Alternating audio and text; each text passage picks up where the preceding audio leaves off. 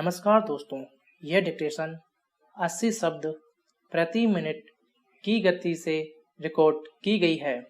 Dictation शुरू होने में शेष हैं 5 सेकंड।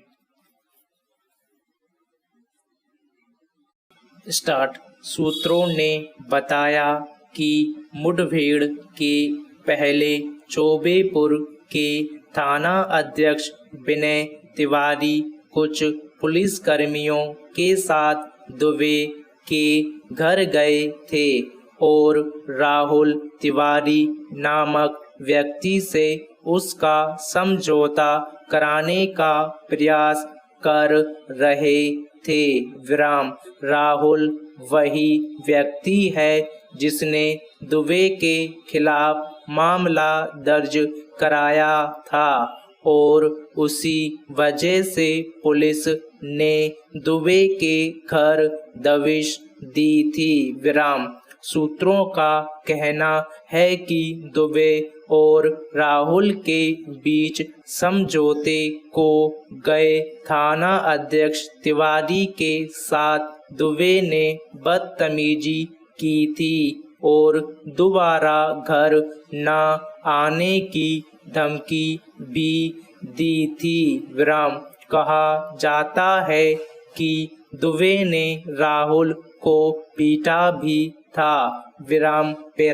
ज्ञान को प्राप्त करने की कोई सीमा नहीं है। यह व्यक्तिगत रूप से पूरे जीवन भर किसी भी आयु तक प्राप्त किया जा सकता है। ज्ञान प्राप्त करना लगन, धैर्य और नियमितता की एक लंबी प्रक्रिया है।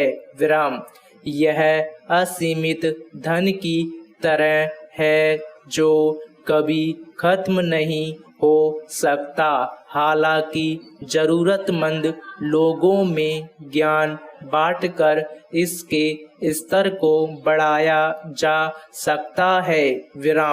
एक व्यक्ति नियमित रूप से चीजों को परख कर और प्रयोग करने के द्वारा कुछ नया ज्ञान प्राप्त कर सकता है।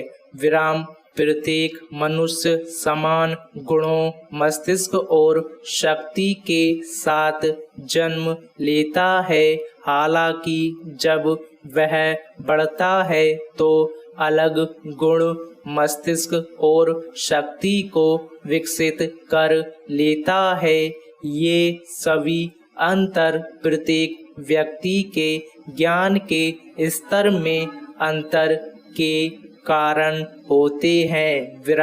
उदाहरण के लिए न्यूटन ने गुरुत्वाकर्षण की खोज की और ऐसे बहुत से प्रसिद्ध वैज्ञानिक हैं जिन्होंने अपने जीवन में कई आश्चर्यजनक आविष्कार किए। कबीरदास भारत के महान कवि और समाज सुधारक थे। वे हिंदी साहित्य के विद्वान थे। कबीरदास के नाम का अर्थ महानता से है, अर्थात वे भारत के महानतम कवियों में से एक थे। जब भी भारत में धर्म, भाषा, संस्कृति की चर्चा होती है तो कबीरदास जी का नाम का जिक्र सबसे पहले होता है, क्योंकि कबीरदास जी ने अपने दोहों के माध्यम से भारतीय संस्कृति को दर्शाया है। इसके साथ ही उन्होंने जीवन के कई ऐसे उपदेश दिए हैं जिन्हें अपनाकर आदर्शवादी बन सकते हैं। इसके साथ ही कबीरदास ने अपने दोहों से समाज में फैली कुरीतियों को दूर करने की कोशिश की है और भेदभाव को मिटाया है।